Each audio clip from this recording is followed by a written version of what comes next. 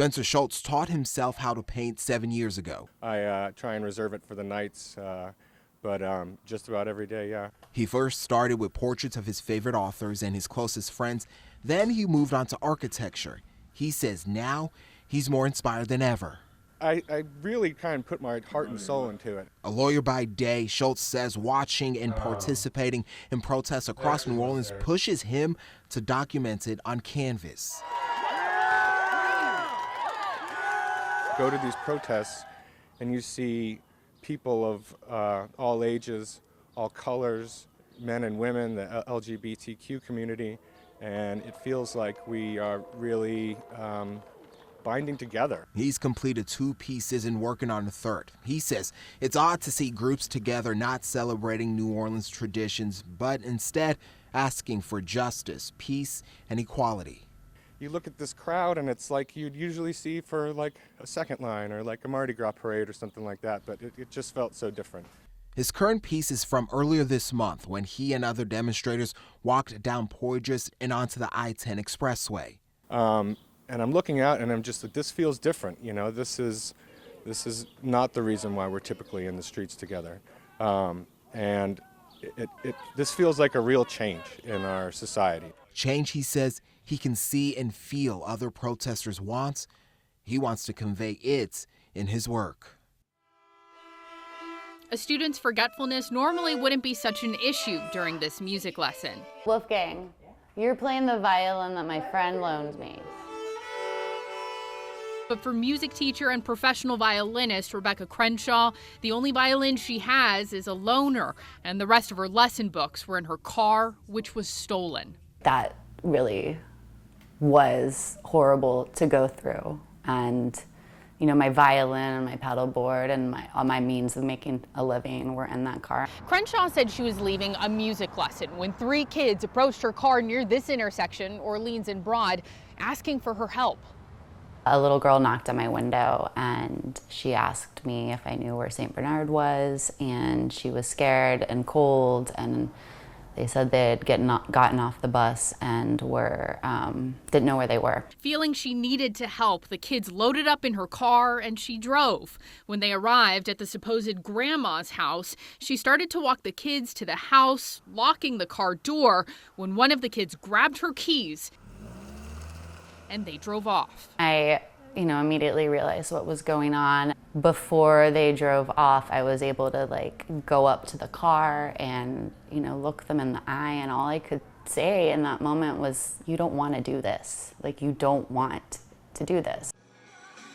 There's no denying Mardi Gras, Jazz Fest, even football, these things bring people to New Orleans from across the world. A party, legendary music, legendary plays. That ball's caught. Taysom Hill for the touchdown.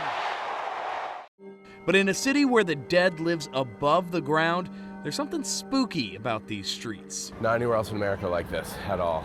It's kind of the charm of the city, right? I mean, it's that mystique. History, the culture, everything just sort of gels here in New Orleans. There is a spirit here. We have a spirit. A spirit never more alive than in the cemeteries scattered across town that draw in immense foot traffic, curious eyes exploring rows of sometimes tattered tombstones and vaults of lives lost decades ago. Not a single one with a loved one to visit. Marie Laveau is the 3rd most visited gravesite in America.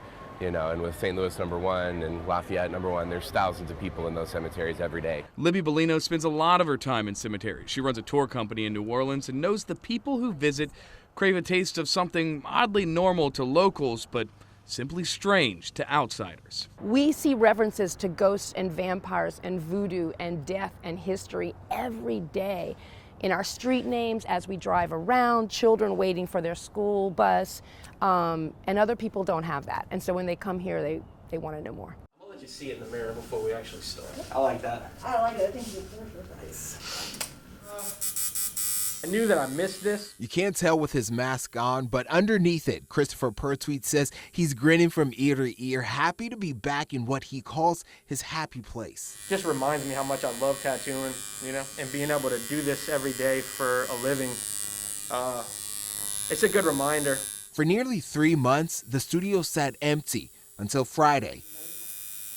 Under Phase 2, his Metairie tattoo studio, along with other parlors in most of the states, reopened. He wishes it happened sooner. It made no sense to a lot of people why we got left out, but it feels really exciting to be back in here. He says tattoo parlors are cleaner than ever before.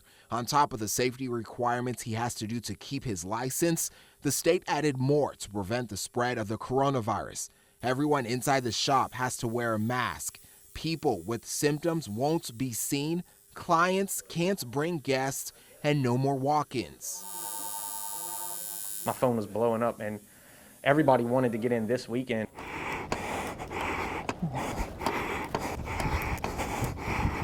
Climbing, just part of the job.